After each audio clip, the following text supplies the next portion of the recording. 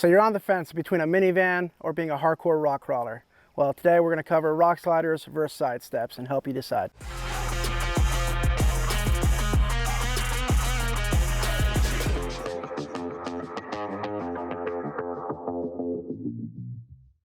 All right, so what we're going to cover today is kind of just the basics. We've got two identical rigs. They're both got the same amount of lift. They both have the same size tires. Both have the same rear bumpers and rear bumpers. Both are 4Runners. And the biggest difference is one's got rock sliders and one has side steps. Neither vehicle is necessarily less capable or more capable.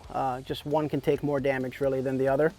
And so when you're looking at side steps, they might come from factory. You can get them on Amazon pretty cheap. They're going to be way more cost effective and they're very functional. So they're going to have a much bigger area for your foot to rest on when you're using them. They're going to be lower to the ground, so it's easier for you to get on. It's a great option to reach things on your roof. If you're somebody who, maybe you have an injury or you have difficulty getting into a lifted vehicle, the side step's going to be much more comfortable for you to use on a daily basis. But the one big drawback on this is if you get into anything interesting off-road, this side step will probably be the weakest point and it'll probably break first. So that's where rock sliders really come in. You get a lot of the same functionalities, but you get a lot more armor, a lot more protection. I want to talk about a couple different things. Both options are going to protect your door sills and they're going to protect that panel underneath that door from, splash, rocks, anything that might flick up from your tires up front. But again, if you're going to rest the weight of the vehicle on a rock or a log or something that you hit, you're going to want to do that with a rock slider versus the side step. So the side step is going to be a whole lot lighter. It's going to be way easier to replace and mount, but it does not mount to the frame. It does not mount in any sort of way that is strong or reliable. It's basically going to bend and crack at its weakest point. And it's designed for downward force. In other words, your weight, basically standing on it. As soon as you have upward force, as in something underneath it pressing it, it will basically crack and break right away.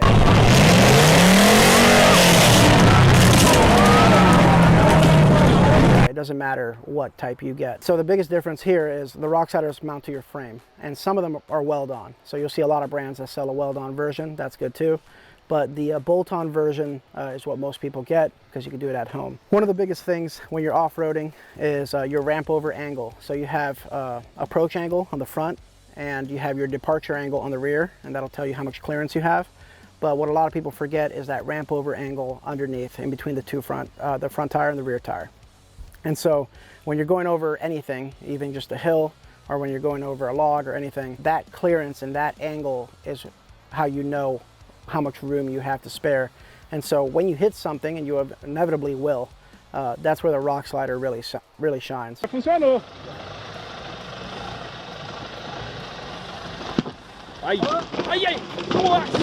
The next thing is you're not going to be able to use side steps for like a tow point if you are risking about to be rolled over maybe.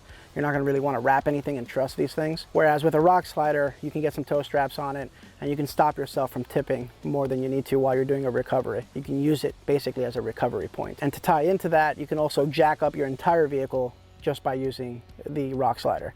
If you put any pressure, again, underneath these side steps, they will crack and break, even if it's just a normal jack. That's one of the biggest, improvements and selling points for why somebody would get rock sliders. Now, there's a lot of different versions of them. You've got ones with kickouts like these. You've got ones with side steps that have plates on top, so you can use them just like you use these. You have some that are really tucked up tight to the vehicle. They come in all sorts of different diameters of tube. Some are weld-on, some are bolt-on. Some are kind of sketchy with like U-bolts, but as long as they attach to your frame and as long as they don't bend or move really when you're lifting or putting any upward pressure underneath them, you likely have a rock slider, and that's how you would know the difference. The other way is cost. This is going to be usually 3 to 4 times more expensive than a side step. You can break these probably 4 times before you can cover the cost on one set of rock sliders. The difference though is the rock slider you'll probably never replace. I'm honestly, it doesn't really matter the brand. I don't think I've ever seen a rock slider that needed to really be replaced. I've seen these things get completely T-boned by other cars and somehow still survive. So there's a lot of really good insurance there and a lot of protection when you have a rock slider. But at the end of the day, it comes down to how you're going to use your vehicle, and you got to figure out the identity of your build. If you're just somebody doing road trips that might get into something interesting and you're more about camping, A side step's probably going to be your best friend. It's going to be more than enough to cover what you need. Still does some protection. And then the day you rip it off, maybe that's the point where you decide to spend the money and get the rock sliders. But until then, you know, the side step's going to do the job. And usually they come from factory with them. If you're somebody who knows for a fact that you're building this to get into interesting, you know, country, and you're going to go into some trails, and you want that insurance policy to protect the vehicle, there is no better option for your rocker panels than a rock slider. If you're going to do it, obviously take a look at how you're going to use it. If you're going to plan to step on it, if you don't care, you just want to jump in your vehicle, then you don't need it to stick out as much. Take a look at those styling cues to figure out what you need.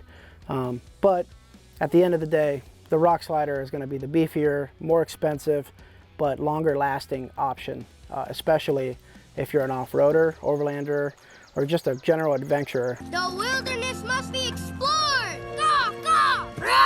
You'd be surprised how easy these things break over the most simplest things. So even if you're not really off-roading, you could easily wreck these. That's the difference. Rock sliders, side steps, you decide.